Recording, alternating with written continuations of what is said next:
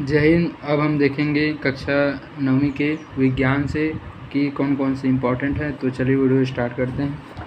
पहला part page number 14 अर्थात पृष्ठ क्रमांक 14, और इसमें आपको जीवों के वैज्ञानिक नाम इनको आपको याद करना है।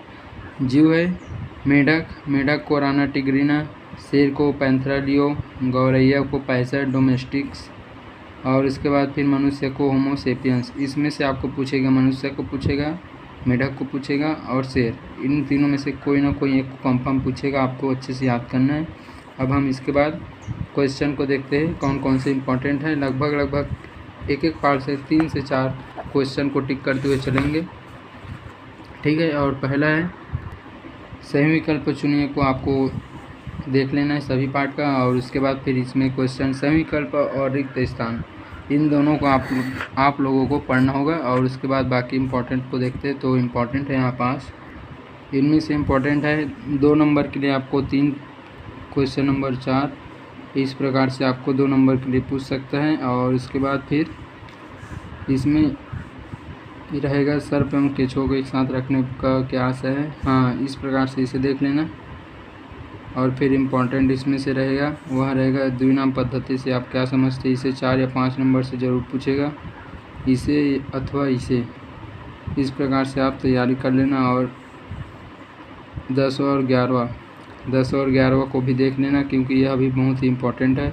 अर्थात अगर इस पार्ट से हम बात करें तो इम्पोर्टेंट 5 से 6 नंबर के लिए इम्पोर्टेंट है। प्रश्न नंबर 9, प्रश्न नंबर 10, 11 और 12, और उसके बाद 2 से 3 नंबर के लिए 3, 4 और 6, इस प्रकार से इम्पोर्टेंट है। और जैसा कि आप लोगों को बताया हूँ कि सभी पार्ट से सभी विकल्प और रिक्त स्थान को देख लेना। और इसमें इम्पोर्टेंट है प्रश्न नंबर 2, प्रश्न नंबर 3 दिया हुआ है विलयन की पहचान, और नीचे का दिया हुआ है तत्व यौगिक एवं मिश्रण।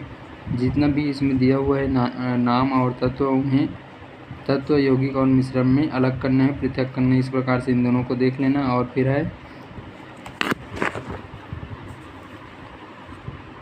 और ये रहा प्रश्न नंबर 5 और प्रश्न नंबर 8 और 9। अंतर इम्पोर्टेंट होता है किसी भी क्वेश्चन में, किसी भी पेपर में, तो इन्हें भी ज़रूर देख लेना। कंफर्म 8 और 9 को ज़रूर याद करना, और बाकी 2, 3 और 5 को ऐसे ही देख लेना और थोड़ा याद कर लेना। यह रहा अगला पार्ट अध्याय 3, और इसमें भी 4, 7, 9, 10 और 11 यह भी इम्पोर्टेंट है। और इनमें से आपको कंफर्म याद करना है, वह करना है बोर के परमाणु मॉडल की व्याख्या, अर्थात प्रश्न क्रमांक 7 को और प्रश्न क्रमांक 9 को, इस प्रकार से। और 10 अर्थात आपको 7, 9 और 10 इन्हें कंफर्म याद करना है, और बाकी को थोड़ा बहुत याद कर लेना, क्योंकि इन्हें भी देने का चांस है छोटे नंबर, मतलब कम नंबर के क्वेश्चनों में। और फिर नेक्स्ट पार्ट का है, यहाँ से देखना चाल और वेग में अंतर। जहाँ भी आपको अंतर करके अगर क्वेश्चन आए तो वह भी इम्पोर्टेंट होता है, यह हमेशा याद रखिएगा। और एक समान गति के लिए वेग समय ग्राफ खींचिए, यह भी बहुत इम्पोर्टेंट है, और यह बहुत सरल भी है, अच्छे से समझना और ग्राफ खींचना, ठीक है। और उसके बाद फिर नेक्स्ट है, देखो यहाँ पास इस प्रकार से दिया गया है एक समान गति के लिए। यहाँ पास दिया है आपका दूरी दिया है मीटर में, ठीक है, और इधर दिया है समय दिया है मिनट में, और आपको मिनट दर्शाना है और इधर मीटर दर्शाना है। और जितना आपको डाटा दिया रहेगा उसे इस प्रकार से खींचना है, वह एक समान में चलेगा, इसलिए इसे दिया गया है। दिया यहाँ पास 1, 2, 3 सॉरी 2 टोन दिया गया है, लेकिन एक ही आपको खींचना रहेगा। प्रश्न में वैसे ही दिया जाता है। समान गति के लिए हो गया, और उसके बाद असमान गति के लिए अगला पेज रहेगा, वह पेज नंबर 54, और इसमें दिया हुआ है इस प्रकार से अलग अलग के लिए। इस प्रकार से आपके पास रहेगा समय रहेगा और इधर दूरी रहेगा, और इस प्रकार से आपको अलग अलग के लिए, मतलब असमान गति ग्राफ इस प्रकार से रहेगा। अच्छे से ध्यान देना ना, और उसके बाद स्टडी करना अपना। और फिर इनमें इम्पोर्टेंट है, वह है क्वेश्चन नंबर 4। एक वस्तु सूर्य के चारों ओर नियत वेग से चल रही है, उसकी गति एक समान गति है या असमान, इसे देख लेना। और इसके बाद कंफर्म में बताऊं तो कंफर्म इधर है, कंफर्म में है आपका क्वेश्चन नंबर 7। ठीक है। ये रहा क्वेश्चन नंबर 7, ये कंफर्म में है। और इधर फिर है क्वेश्चन नंबर 11, ये भी कंफर्म में है। और है एक, ये रहा क्वेश्चन नंबर 13, यह कंफर्म में है। कंफर्म ना, इनमें से मतलब कोई ना कोई एक उठ ही सकता है, कंफर्म है यह। और इधर है गति के तीनों समीकरण लिखकर उसमें प्रयुक्त संकेतों का अर्थ है, ये रहा, यह भी कंफर्म है। और उसके बाद फिर नेक्स्ट है, और बाकी जो टिक किया हूँ ना उन्हें आप पढ़ लेना, अच्छे समझ लेना किस प्रकार से, अगर आ भी गया तो बनाओगे। और छठवां को भी देख लेना।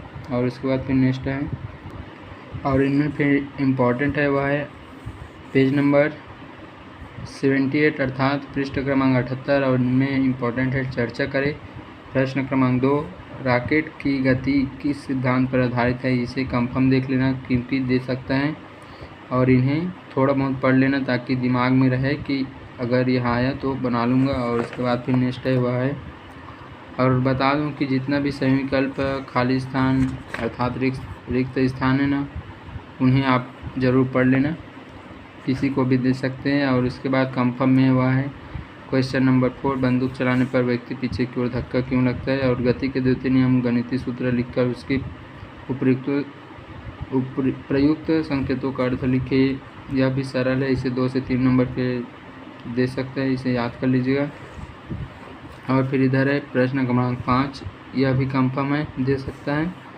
और फिर है 8, प्रश्न क्रमांक 8, इसे गणितीय अंक के तहत दे सकते हैं, गणितीय सवाल दे सकते हैं इसे। और उसके बाद फिर नेक्स्ट है, और इस चित्र को ज़रूर बनाइएगा, इन दोनों में से कोई एक चित्र को भी दे सकता है। और कहेंगे कि अगर मान लीजिए चित्र दिया है तो उनमें आपको नाम लिखने के लिए कहेगा, जिससे कि इस प्रकार से जो चित्र दिख रहा है ना, इसे रिक्तिका कहते हैं।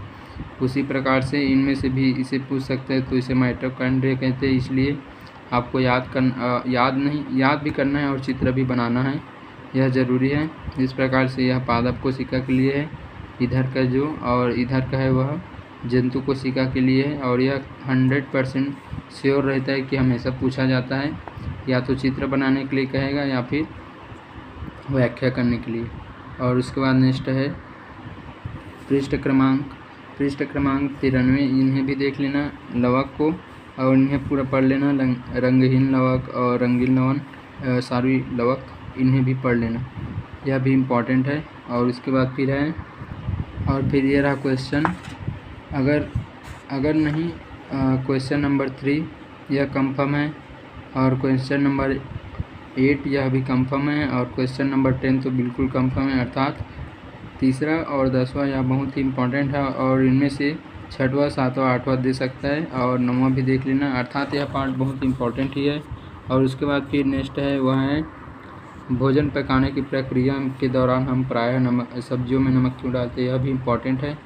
और उसके बाद फिर है वह यह रहा, इसे भी आपको दे सकता है, तीन इसमें से उठाएगा, फर्स्ट सेकंड या थर्ड को, और 5 नंबर के लिए आपको दे सकते हैं, या तो दूसरा तीसरा चौथा को देगा, या तो फिर इस प्रकार से किसी को भी 3 को उठाएगा और 5 नंबर के लिए आपको देगा, इसलिए तैयारी जरूर रखना। और उसके बाद फिर नेक्स्ट है, आप जो यह ऊतक की संरचना व कार्य दिया हुआ है ना, इसे ज़रूर पढ़ लेना। और इसके बाद इसमें से इम्पोर्टेंट रहेगा उसे बता देता हूँ। और उससे पहले यहाँ पास देख लो, कोशिका और कोशिकाओं का समूह मिलकर बनता है ऊतक, कोशिकाओं का समूह मिलकर बनता है ऊतक, और ऊतक का समूह मिलकर बनता है अंग, और अंगों का समूह मिलकर बनता है अंग तंत्र। इसका एक चित्र भी है, रुके रहिए। और फिर आपको सही विकल्प और रिक्त स्थान, इनको आपको पढ़ना होगा, और इनमें इम्पॉर्टेंट है और कंफर्म है वह है क्वेश्चन नंबर 3, क्वेश्चन नंबर 7 यह कंफर्म है। और इनमें आपको पढ़ना होगा, क्वेश्चन नंबर 4 को भी पढ़ना होगा। और एक बात और, क्वेश्चन नंबर 5 को बिल्कुल देख लीजिएगा, मत छोड़िएगा।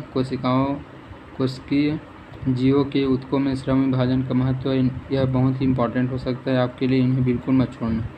अर्थात क्वेश्चन नंबर 3, 4, 5 और 7 यह इम्पोर्टेंट है। और इधर है आपका क्वेश्चन नंबर 12, यह भी इम्पोर्टेंट है। और उसके बाद फिर नेक्स्ट है, आप लोगों को जितना भी बताया हूँ वह इम्पोर्टेंट है, और इसके आगे के पार्ट के लिए आप कमेंट में ज़रूर बताइएगा। संस्कृत का भी है, उसका भी अगले पार्ट को बनाने के लिए भी कमेंट में ज़रूर बताइएगा। इस प्रकार से आप देख लेना। अब इसके साथ वीडियो को यहीं पर समाप्त करता हूँ, और ख़ास करके जीव वाले अर्थात जैविक क्रिया वाले को ज़रूर पढ़ लेना, जिससे कि ये रहा, और इसके जस्ट अगला पार्ट उतक वाला रहा। इनको बिल्कुल मत छोड़िएगा। मिलते हैं नेक्स्ट वीडियो पर। धन्यवाद।